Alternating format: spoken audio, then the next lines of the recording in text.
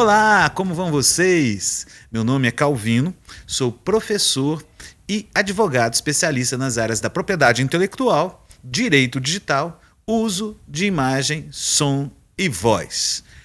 E hoje no Calvino Responde, eu vou estar falando sobre uma questão que é muito curiosa no campo da criação artística, que é a questão do registro. E a pergunta que me foi feita foi a seguinte: como que eu faço para registrar, né, uma criação, uma obra, qualquer criação, né, do intelecto humano, para que eu possa ter a tutela e a proteção dos direitos autorais e me garantir? É interessante, eu fui criado e além disso ainda trabalhei no cartório de registro de imóveis com uma frase que dizia o seguinte: só é dono quem registra.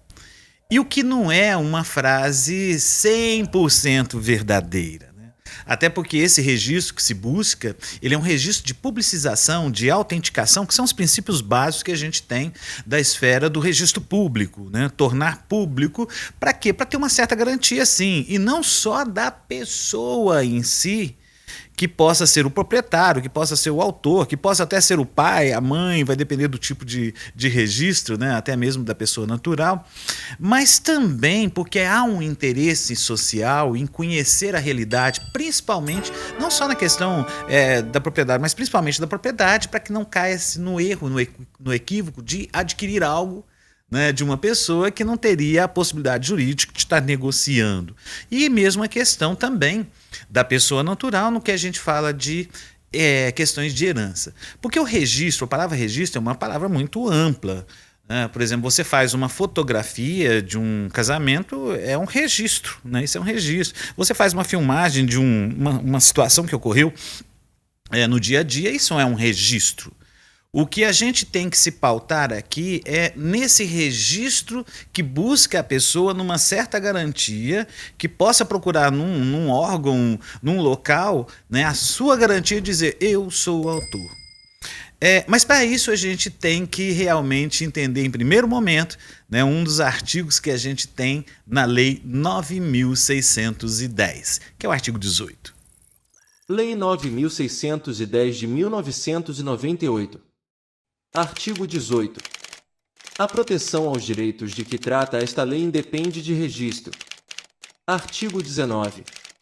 É facultado ao autor registrar a sua obra no órgão público definido no caput no parágrafo 1º do artigo 17 da Lei nº 5.988, de 14 de dezembro de 1973. Então, pelo próprio artigo 18, está muito claro: a defesa dos direitos autorais independe de registro. Por que fala isso?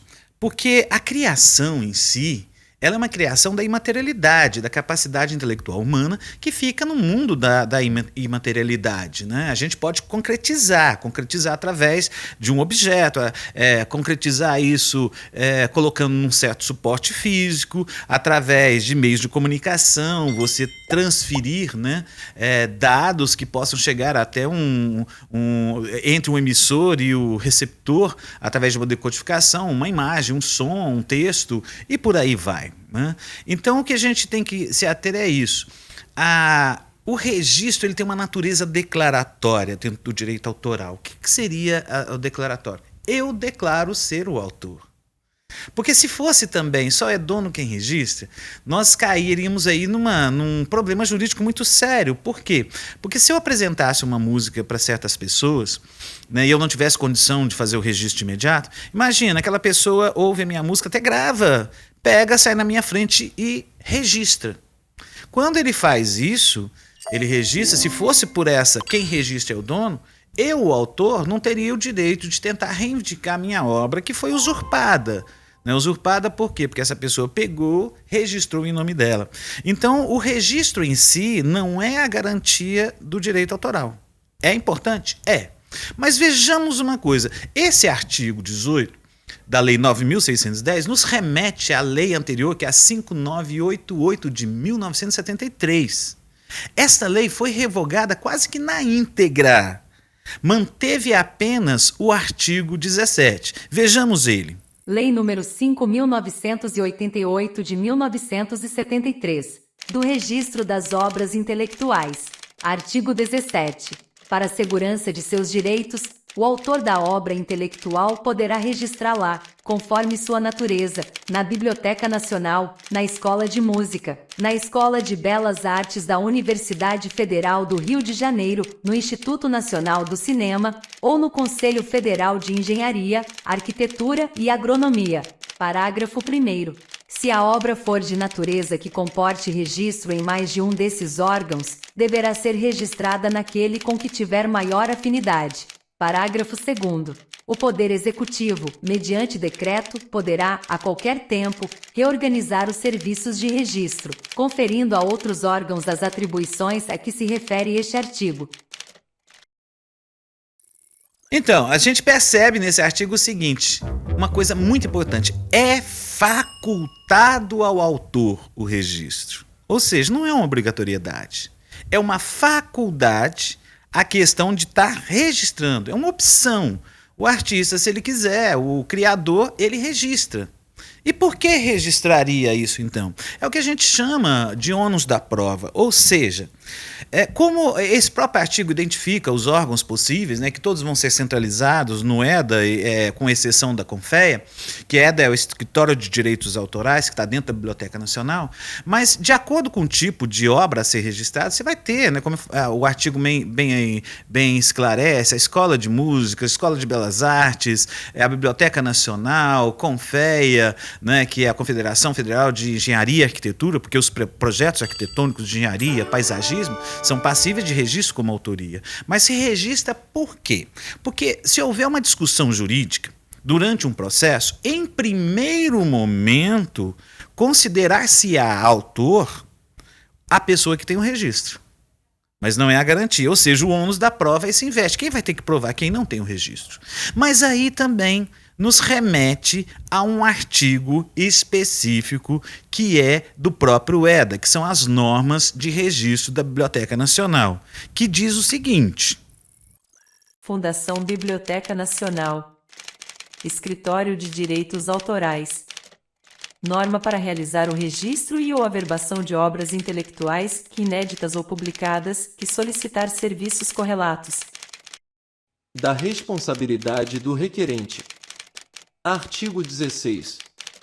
O registro ou averbação efetuado no Escritório de Direitos Autorais, Fundação Biblioteca Nacional, é declaratório e não constitutivo de direito, e o requerente ou será considerado inteiramente responsável pelas declarações que presta ou prestar no formulário de requerimento.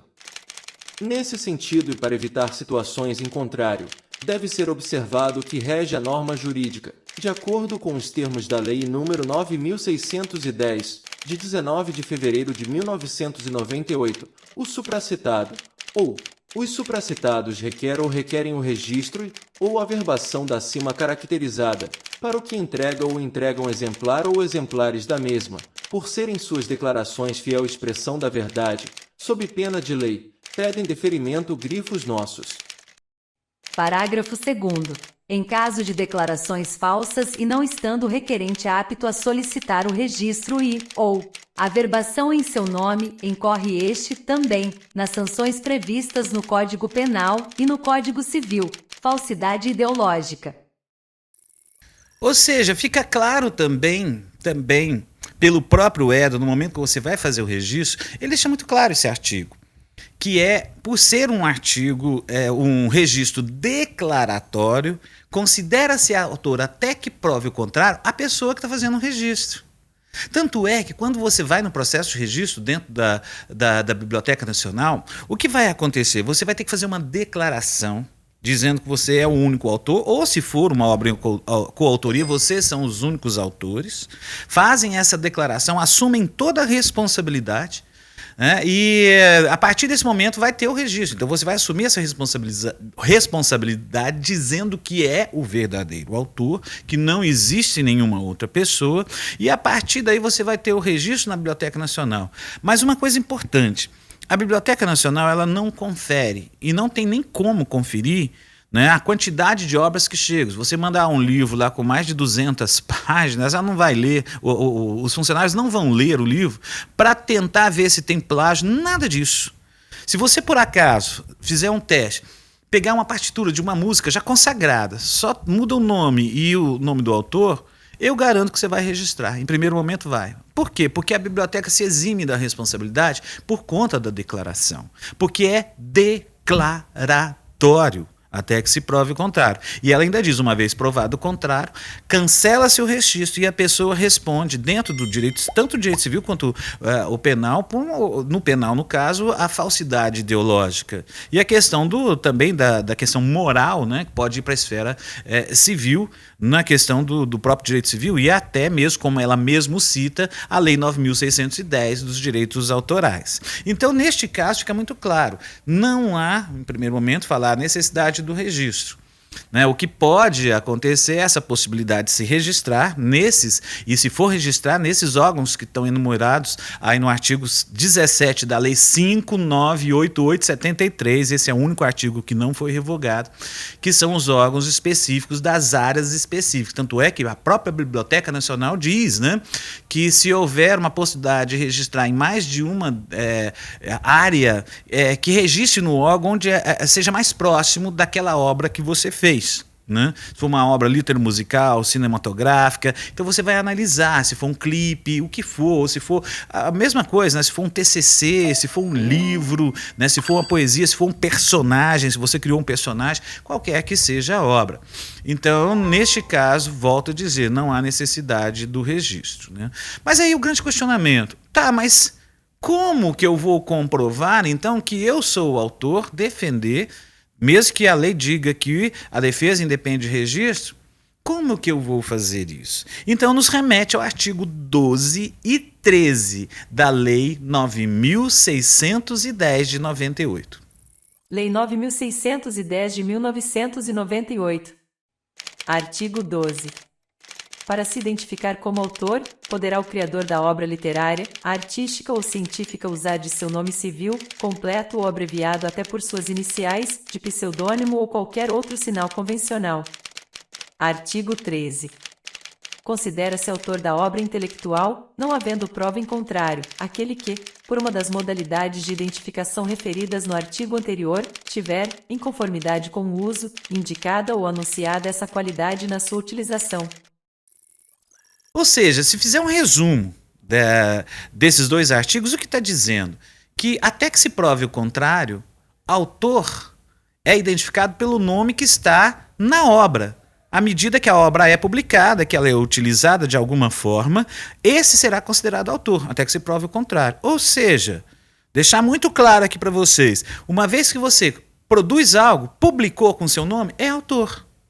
Até que se prove o contrário. Se alguma pessoa conseguir comprovar o contrário, dizendo que você usurpou a obra dele, fez um plágio e tudo, aí tem um processo. Não precisa ter o registro em si. Como eu disse anteriormente, o registro seria uma força a mais, mas não seria garantia. Então, para se identificar como autor, basta o nome que está na obra. Ou seja, vamos pensar aqui numa fotografia, que é uma obra, né? Se você for pensar, ou mesmo numa charge. Vamos pensar numa charge. Você tem uma charge, e a charge é uma obra, aí ali aparece, né, o nome da pessoa que fez a charge. Essa pessoa, até que se prove o contrário, será considerada o autor na utilização da obra. Por isso que é importante, a gente diz muito, a questão da publicação na internet. Se você tem uma página, se você, sei lá, faz parte do Spotify, do SoundCloud, qualquer uma plataforma onde você, de certa forma, divulga trabalhos musicais, de artes plásticas, fotografia, no momento que você publica ali, será considerado autor. De novo, até que se prove o contrário. Olha só, eu poderia até citar um outro exemplo. Se você tivesse aqui nas suas mãos, né, uma obra tridimensional, da forma como está aqui, que talvez seria a melhor forma de se comprovar, é o nome que vai estar aparecendo aí do autor. Porque na obra de artes plásticas, nesse caso aqui, né, de uma escultura, qualquer que seja, se a gente for pensar ali, ela é única essa obra, é a unicidade. E ali vai o nome do autor. né? Então, esta obra é que carrega a maior fidelidade na questão da autoria, por ser única. O problema é quando você tem obras que você precisa de suportes que façam várias duplicações. A fotografia é um dos grandes problemas que a gente tem. Ou imagens na internet, a música, porque você transita com várias cópias, né, feitas na própria internet. Então, nesse sentido, né, fica claro, autor mesmo, para o nosso direito, é o nome que acompanha a obra na sua utilização. E a defesa dos direitos autorais independe de registro. Mas se a gente for pensar, o momento que você publiciza na internet já é um registro. Não é aquele registro público, não é aquele registro cheio de critérios, é um registro, né? Assim como eu já falei, se você faz uma fotografia de algo que está acontecendo, é um registro fotográfico. Você faz ali a filmagem, é um registro através de um filme, né? Se você faz uma anotação de uma ideia, é um registro de uma ideia. Então, até que se prove o contrário, a internet é um melhor local. Se você tem um blog, tudo que você escreve, publica, vai publicando, isso já é uma garantia, tá?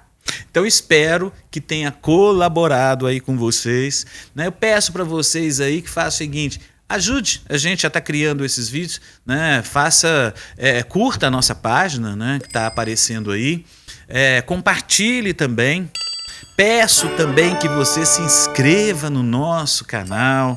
Esse canal é da Movimentarte, que a gente está reativando aí esse projeto, que funcionou até interessante na época da pandemia. Nós estamos reativando, né, também. Peço também que você faça aí a sua inscrição e faça o pedido de notificação para sempre que a gente está produzindo os vídeos, né, você está sendo informado. E mais, eu peço que vocês mandem para a gente perguntas, né? Perguntas de qualquer área. Eu vou estar sempre recebendo as perguntas, vou estar lendo e produzindo os vídeos a partir disso, né? Vou estar produzindo vídeos semanalmente a partir dos questionamentos. Por que farei assim? Para pegar também novidades, né? Se vocês quiserem que analise casos também, casos até mesmo jurídicos dentro da área dos direitos autorais, a inteligência artificial, tudo que hoje está dentro da propriedade intelectual, é só mandar para a gente que a gente vai conseguir fazer. E aí, a partir daqui do final do nosso vídeo, vão estar aparecendo aí os contatos, né, para vocês estarem enviando para a gente.